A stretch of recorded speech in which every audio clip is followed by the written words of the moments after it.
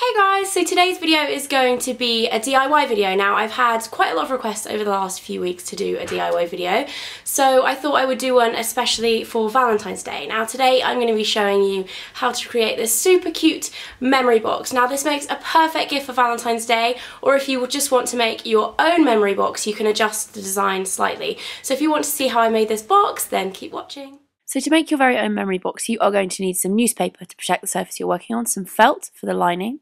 You're also going to need some sparkly letters or coloured letters of your choice, a box in the shape of your choice, obviously it's Valentine's Day so I chose a heart, paintbrush, that's just an all foundation brush actually, a Sharpie, a picture if you want to include one, and some shapes to decorate your box. I've got a heart and a little wooden love.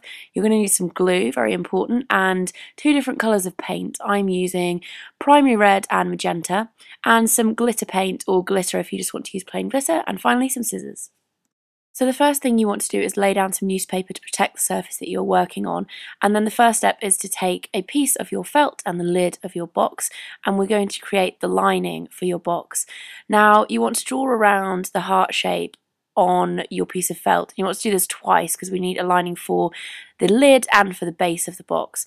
So once you've drawn around those, you want to take your scissors and then just cut around them so that you have two separate heart shapes, and you want to cut just inside the lines because they're obviously going to be a little bit bigger than you need them if you draw around the outside of the box. So just a little bit in between the lines, but it's better to do it bigger than smaller because as you can see here, you can just take it out and cut off a bit of excess if the shape is too large. So once you have adjusted it properly, it should fit perfectly into the lid of the box like so. And you want to do that for the base as well, just check it's all the right size and fits tightly. Next you want to take another sheet of felt and start to line the sides of the box. So you want to put it on the inside of the box and then just mark the height in your Sharpie and then cut a strip out of the felt at that height. And what you want to do after this is just lay the strip on top of the rest of the felt and cut out two strips like so, so that they fit nicely into the sides of the box, so that you have a fully lined box. So it's nice and soft on the inside.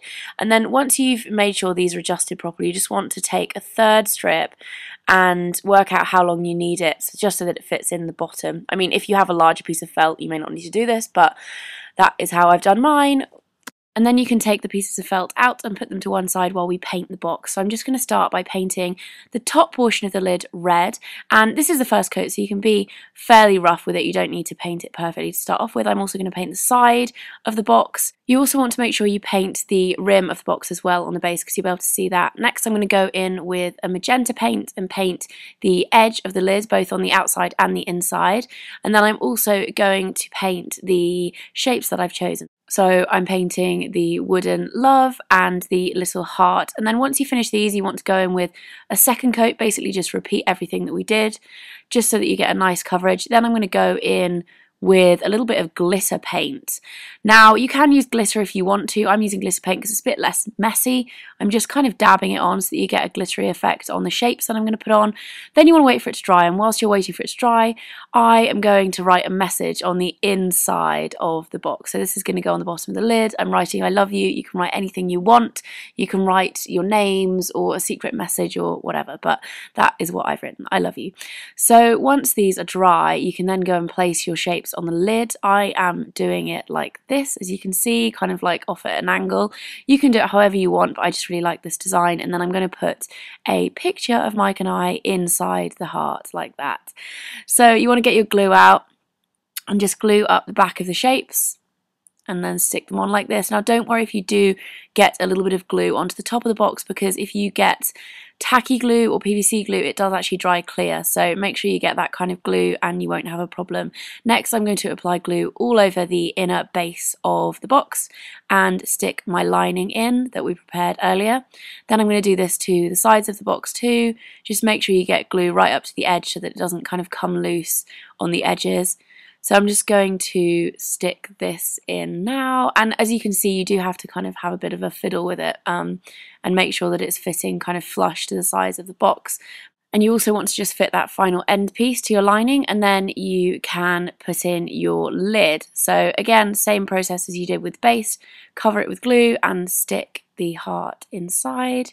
And then you have your finished memory box. As you can see here, I filled mine with a few things that are special to Mike and I. So some invitations, some cards that I've made. As you can see here, that's the night we first met.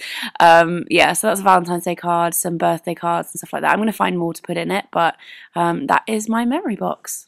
So I hope you guys enjoyed this video. If you did, don't forget to give it a thumbs up and to subscribe to my channel to see more videos. And I will see you next time. Bye!